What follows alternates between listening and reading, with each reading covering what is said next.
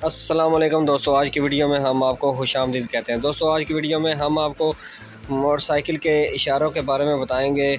तो वीडियो शुरू करने से पहले अगर आप हमारे चैनल पर नए हैं तो चैनल को सब्सक्राइब करें, वीडियो अच्छे लगे तो वीडियो को लाइक और शेयर ज़रूर करें। तो चलते हैं दोस्तों वीडियो की तरफ।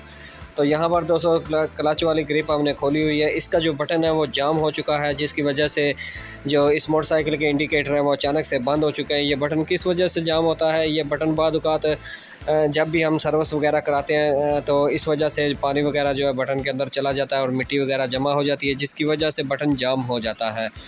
तो अक्सर औक़ात बटन जाम ना हो तो भी जो इंडिकेटर है वो काफ़ी चलने में परेशानी करते हैं। किस तरह उसकी क्या वजह है? उसकी वजह ये है कि ये जो बटन होता है ये इसके अंदर मिट्टी वगैरह जम चुकी होती है, जिसकी वजह से उसके जो पॉइंट है वो गंदे हो जाते हैं और जो इंडिकेटर है वो नहीं जलते। तो उसका जो बेहतरीन हल है वो आपके सामने। यहाँ पर इसको हम ऑयल लगाएंगे। ऑयल लगाने के बाद आप चाहें तो पेट्रोल के साथ भी इसको धो सकते हैं, ठीक है। पेट्रोल के साथ धोने से इसका जो अंदर मिट्टी वगैरह ज़ंग वगैरह लगा होगा वो सब का सब उतर जाएगा।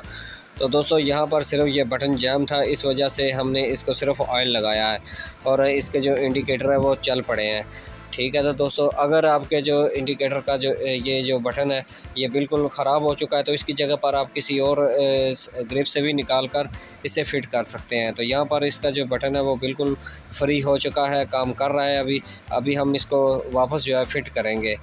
तो इसके अलावा भी एक और नुक्स हो सकता है कि अचानक से बंद क्यों होते हैं। अचानक से बंद होने का मकसद ये होता है कि इसका जो फ्लैशर है वो ख़राब होता है, ठीक है। तो उसमें भी पानी वगैरह चला जाता है, जिसकी वजह से इसका फ्लैशर भी काम करना छोड़ जाता है। तो यहाँ पर अभी हम इस ग्रिप को फ़िट करेंगे और उसके बाद आपको फ्लैशर की तरफ ले चलेंगे, ठीक है। तो दोस्तों यहाँ पर अभी हम इस ग्रिप के जो नट है वो लगा रहे हैं और 8 नंबर टी के साथ इसको हम टाइट कर देंगे।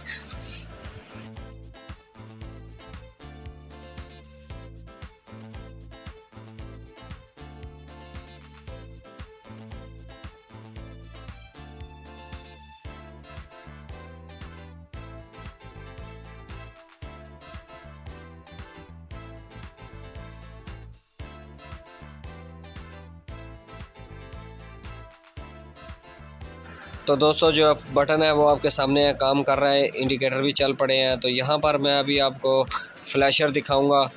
तो दोस्तों ये रहा वो फ्लैशर जो कि बाद औक़ात ज़्यादातर ख़राब होता है। अगर आपके इंडिकेटर जो है वो बिल्कुल ठीक चल रहे हैं और चलते चलते बंद हो चुके हैं तो ये जो फ्लैशर आपको अभी दिखाया जा रहा है ये आप इसे आप रिप्लेस कर दें, इसकी जगह पर नया डालें। इंशाल्लाह आपके जो इंडिकेटर है वो फिर से काम करने लग जाएंगे। तो यहाँ पर आप देख सकते हैं कि सिर्फ ग्रिप को ठीक करने से ही इंडिकेटर जो है वो चल चुके हैं, ठीक है। तो दोस्तों ये बहुत ही आसान काम है, आप अपने घर पर भी आसानी से कर सकते हैं। और दोस्तों आज की वीडियो बस यहीं तक। अगर आप हमसे रब्ता करना चाहते हैं व्हाट्सएप नंबर आपकी स्क्रीन पर शो हो रहा है, आप हमसे इस नंबर पर रब्ता कर सकते हैं। तो मिलते हैं नेक्स्ट वीडियो में, तब तक के लिए अपना बहुत सारा ख्याल रखिए। अल्लाह हाफिज़।